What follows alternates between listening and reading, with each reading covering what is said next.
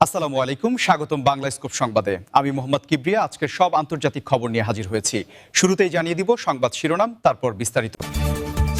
এবার ইরান আমেরিকার যুদ্ধ রুখতে তৎপর উপসাগরীয় অঞ্চলের 4 দেশ। সেনাদের জীবন কোরবানি দিচ্ছে ইউক্রেন, রুশ সেনাপ্রধান। নতুন ইলেকট্রনিক যুদ্ধ, ইরানের প্রযুক্তির কাছে পরাস্ত মাস্কের স্টারলিংক। সৌদির বড় ধাক্কা, ইরানে হামলার আকাশপথ বন্ধ, চাপে ইসরায়েল ও আমেরিকা। রাশিয়ার $500 ড্রোনের বিরুদ্ধে অসহায় কোটি ডলারের আব্রামস ট্যাঙ্ক। আসসালামু আলাইকুম, স্বাগতম জানাচ্ছি বাংলা স্কোপ সংবাদে। আমি মোহাম্মদ কিবরিয়া। এতক্ষণ শুনছিলেন সংবাদ শিরোনাম, এবার বিস্তারিত। এই বিষয়ে আপনার মতামত কমেন্টে জানান এবং যুদ্ধের সব আপডেট আগে পেতে চ্যানেলটি সাবস্ক্রাইব করে যাবেন। শুরুতেই যে বড় খবরটি আমাদের নজরে আসছে তা হল মধ্যপ্রাচ্যের বর্তমান উত্তাল পরিস্থিতিতে ইরান এবং আমেরিকার মধ্যে সম্ভাব্য একটি বড় যুদ্ধ রুখতে উপসাগরীয় অঞ্চলের 4টি দেশ এখন দারুণভাবে সক্রিয় হয়ে উঠেছে। কাতার, কুয়েত, ওমান এবং সংযুক্ত আরব আমিরাত, এই 4টি দেশ মূলত এখন মধ্যস্থতাকারীর ভূমিকায় অবতীর্ণ হয়েছে এবং তারা পর্দার আড়ালে ব্যাপক কূটনৈতিক তৎপরতা চালাচ্ছে। এই দেশগুলোর রাষ্ট্রপ্রধানরা মনে করছেন যে যদি কোনোভাবে ইরান এবং আমেরিকার মধ্যে সরাসরি সংঘাত শুরু হয়ে যায় তবে পুরো অঞ্চলের অর্থনীতি এবং নিরাপত্তা ব্যবস্থা তাসের ঘরের মতো ভেঙে পড়বে। আপনারা হয়তো লক্ষ্য করেছেন যে গত কয়েকদিনে এই দেশগুলোর পররাষ্ট্রমন্ত্রীরা বারবার ওয়াশিংটন এবং তেহরানের সাথে যোগাযোগ করছেন, কারণ তারা জানেন যে যুদ্ধের আগুন একবার ছড়িয়ে পড়লে তা নিয়ন্ত্রণ করা কারও পক্ষেই সম্ভব হবে না। এখানে একটি বিষয় আপনাদের পরিষ্কার করে বলা দরকার যে এই 4টি দেশের সাথে আমেরিকার যেমন বাণিজ্যিক ও প্রতিরক্ষা সম্পর্ক রয়েছে, ঠিক তেমনি ইরানের সাথেও তাদের এক ধরনের ভৌগোলিক ও কৌশলগত যোগাযোগ বজায় রাখতে হয়। কাতার অনেক আগে থেকেই ইরান ও আমেরিকার মধ্যে সেতুবন্ধন হিসেবে কাজ করে আসছে এবং এবারও তারা তাদের সেই পুরনো অভিজ্ঞতা কাজে লাগাচ্ছে। কুয়েত এবং ওমান বরাবরই এই অঞ্চলে নিরপেক্ষ অবস্থান বজায় রাখতে পছন্দ করে এবং তারা বিশ্বাস করে যে আলোচনার টেবিলেই সব সমস্যার সমাধান সম্ভব। অন্যদিকে সংযুক্ত আরব আমিরাত তাদের বিশাল অর্থনৈতিক সাম্রাজ্য এবং পর্যটন শিল্পকে সুরক্ষিত রাখতে এই যুদ্ধের চরম বিরোধী। এই দেশগুলো আমেরিকাকে বোঝানোর চেষ্টা করছে যে ইরানের ওপর সরাসরি সামরিক হামলা চালালে তা পুরো উপসাগরীয় অঞ্চলের তেলের সরবরাহকে স্থবির করে দিতে পারে, যা বিশ্ববাজারে তেলের দামকে আকাশচুম্বী করে তুলবে। আপনারা যারা এই ভিডিওটি দেখছেন তারা কি মনে করেন, এই দেশগুলো কি পারবে বড় কোনো যুদ্ধ থামাতে? আপনাদের মতামত আমাদের কমেন্ট করে জানাতে পারেন, আর আমাদের কাজগুলো ভালো লাগলে অবশ্যই চ্যানেলটি সাবস্ক্রাইব করে পাশে থাকবেন, কারণ এই জটিল ভূরাজনীতিতে প্রতিটি পদক্ষেপই এখন খুবই গুরুত্বপূর্ণ এবং আমরা নিয়মিত আপনাদের এই আপডেটগুলো পৌঁছে দিচ্ছি। মধ্যপ্রাচ্যের শান্তি এখন সুতোর উপর ঝুলে আছে এবং এই 4 দেশের প্রচেষ্টা সফল হবে কিনা তা সময় বলবে, তবে তাদের এই উদ্যোগকে বিশ্ব নেতারা বেশ ইতিবাচক হিসেবেই দেখছেন। এরপর আমরা নজর দেব রাশিয়া এবং ইউক্রেনের যুদ্ধের দিকে, যেখানে রুশ সেনাপ্রধান এক চাঞ্চল্যকর এবং বিতর্কিত দাবি করেছেন।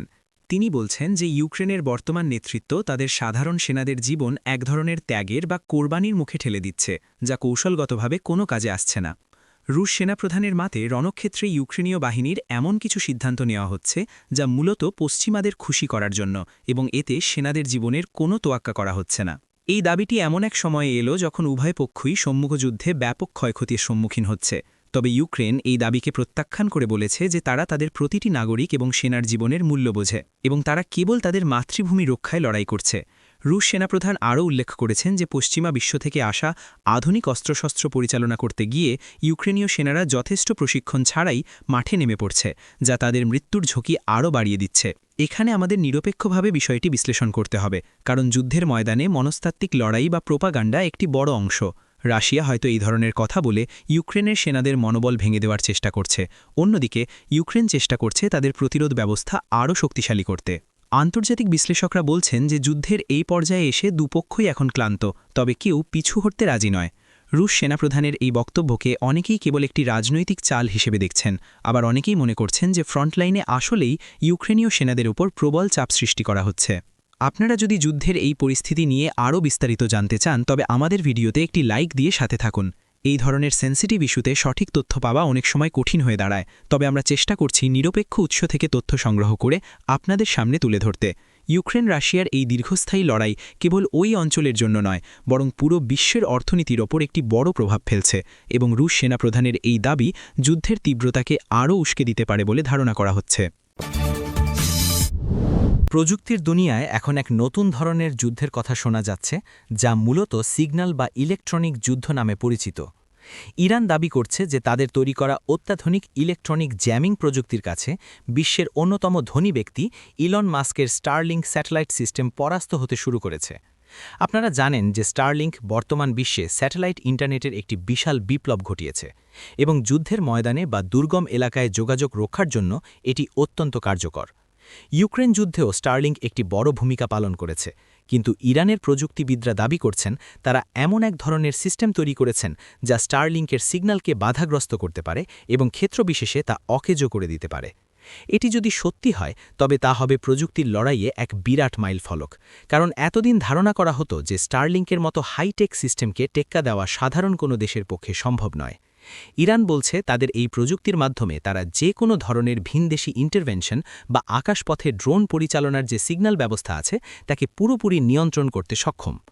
আপনারা হয়তো জানেন যে ইরান গত কয়েক দশকে তাদের প্রতিরক্ষা ব্যবস্থায় ড্রোন এবং ইলেকট্রনিক ওয়ারফেয়ারের উপর প্রচুর বিনিয়োগ করেছে এবং এই নতুন দাবি তাদের সেই সক্ষমতারই বহিঃপ্রকাশ। এই বিষয়টি ইলন মাস্কের কোম্পানি স্পেস এক্সের জন্য একটি বড় চ্যালেঞ্জ হয়ে দাঁড়িয়েছে, কারণ তাদের ব্যবসার মূল ভিত্তি হল নিরবিচ্ছিন্ন কানেক্টিভিটি। যদি ইরান বা অন্য কোনো দেশ এই ধরনের প্রযুক্তি সফলভাবে ব্যবহার করতে পারে, তবে ভবিষ্যতের যুদ্ধগুলো আর কেবল গোলাবারুদে সীমাবদ্ধ থাকবে না, বরং তা হয়ে উঠবে পুরোপুরি ডিজিটাল এবং ইলেকট্রনিক। এই প্রযুক্তিগত প্রতিযোগিতা নিয়ে আপনাদের কি মনে হয়? প্রযুক্তির এই লড়াই কি আগামী দিনে যুদ্ধের মোড় ঘুরিয়ে দেবে?